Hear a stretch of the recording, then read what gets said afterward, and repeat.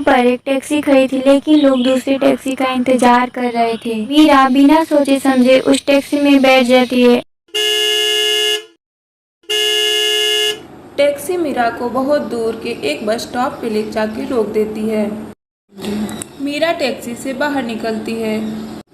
वहाँ पे एक औरत बैठी होती है। मीरा औरत से पूछती है, आप यहाँ पे अकेले क्या कर रही हैं? ये कौन सा बस स्टॉप है? तो औरत कुछ नहीं बोलती है तो मीरा वहाँ से चली जाती है। थोड़ी दूर जाने पर मीरा को एक बहुत भयानक जंगल मिलता है। फिर डर के मारे वह एक सुरंग में चली जाती है। उसके पीछे एक औरत आके खड़ी हो जाती है और एक आदमी भी जो दानव जैसा दिखता है। ऐसे ही 3 लोग उसे घेर लेते हैं और तीनों के हाथ में हथियार होते हैं। हे भगवान, मैं किस मुसीबत में फंस गई। अब मैं क्या करूं? कौन हो तुम लोग? दूर रहो मुझसे, जाने दो मुझे। हा हा हा हा हा। जो यहाँ एक बार आ गया उसका जाना नामुमकिन है।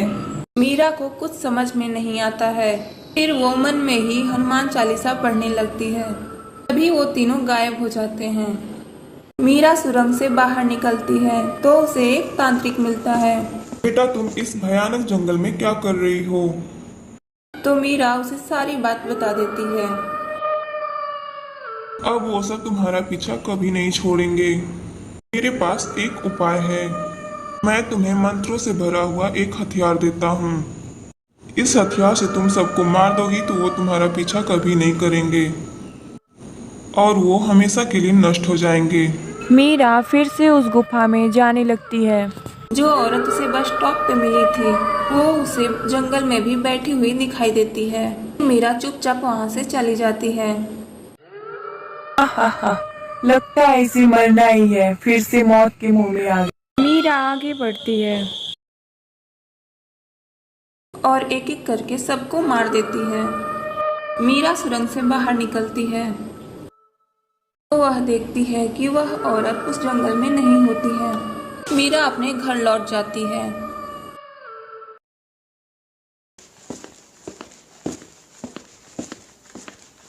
और बैठ के सोचने लगती है, आज मैं कितनी बड़ी मुसीबत से बच गई।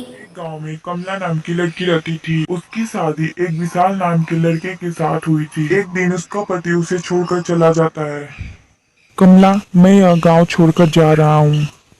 लेकिन आप इस गांव को क्यों छोड़कर जा रहे हैं?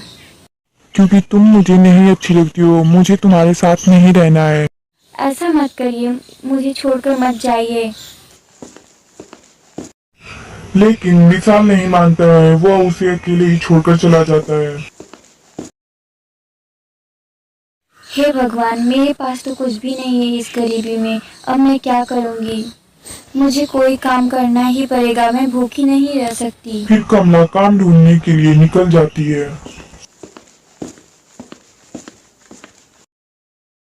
माँ जी, मुझे कोई काम दे दीजिए, मुझे पैसे की बहुत जरूरत है। हट, बढ़िया एक काम मांगने। मैं तुझ जैसे औरत को काम नहीं देती हूँ। मालिक, मुझे काम दे दीजिए, मैं भूखी नहीं रह सकती। मुझे काम की बहुत ज़रूरत है, मेरे पास एक भी पैसे नहीं हैं। नहीं भाई साहब, इसे काम मत देना। मुझे तो लगता है कि इसी की गलती थी, इसीलिए इसका पति इसे छोड़कर चला गया। अगर आप इसे काम दे देंगे तो आपके बीवी बच्चे बिगड़ जाएंगे। कमला सभी गांव वालों से काम मांगती है, लेकिन उसे कोई भी काम नहीं देता है। फिर वह अपने घर लौट आती है।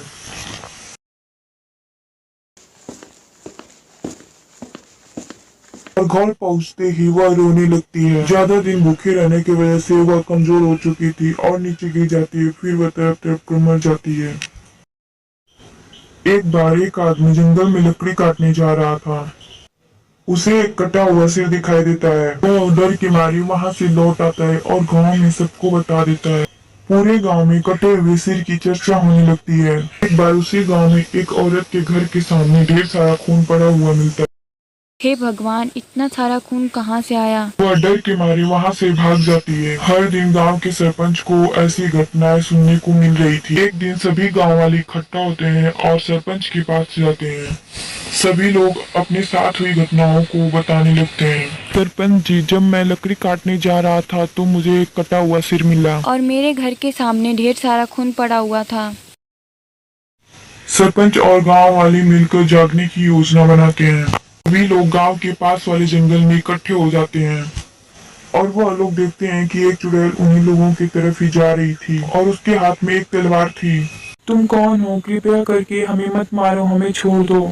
मैं कौन हूँ जिसको तुम सब गांव वालों ने काम नहीं दिए और ताने देते रहे? ज्यादा दिन भूखे रहने से मैं कमजोर पड़ गई। हमें माफ कर दो कमला, हमसे भूल हो गई। तुम सबने पहले भी भूख से तड़पाया था और अब मरने के बाद भी तड़पाना चाहते हो। हम सब तुम्हें रोज खाना देंगे और तुम हमारे साथ गांव में रहोगी। कमला मान जाती है और गांव वालों के साथ रहने लगती है और वह किसी को नुकसान नहीं पहुंचाती है। लोग कमला से बिना डरे बातचीत करते हैं और उसके साथ रहने लगते हैं। एक बार प्रीति, नितेश और प्रशांत घूमने जा रहे थे।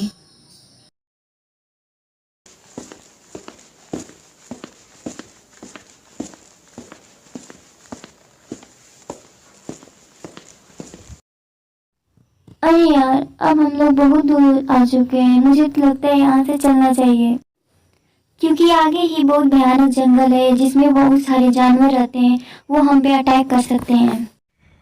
और मैंने लोगों से सुना है कि उस जंगल में जो लोग जाते हैं कभी वापस नहीं आते हैं। तब तो उसमें हमें जरूर जाना चाहिए। प्रशांत, अभी तुमने सुना नहीं नितेश ने क्या कहा? ओ प्रीति, आखिर तुम इतना डरपोक कैसे हो सकती हो? हम तीनों इस जंगल के इतना करीब आ ही गए हैं तो हमें चलना चाहिए। प्रशांत नहीं मानता है और जंगल में जाने के लिए जिद करने लगता है।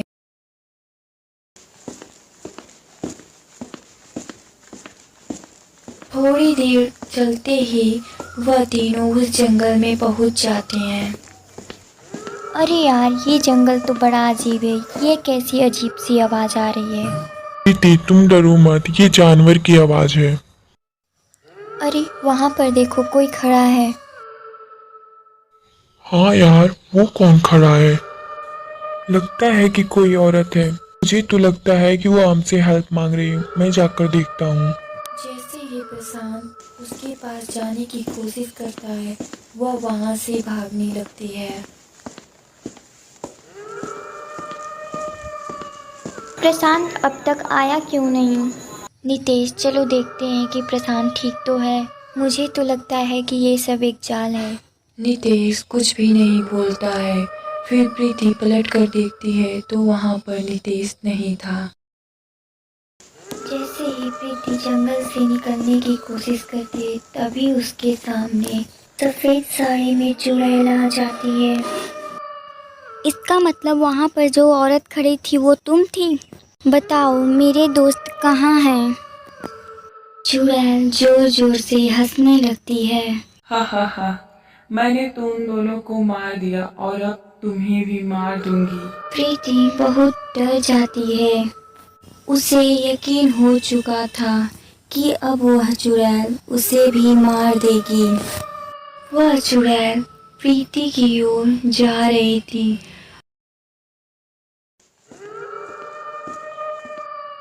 तब वहां पर एक औरत आ जाती है। उस औरत ने सब कुछ देख लिया था। चुड़ैल की नजर उस औरत पर पड़ी। एक और शिकार मिल गया। अब तो मैं सबसे पहले तुझे ही मारूंगी। तुझे तो मैं बाद में देखती हूँ।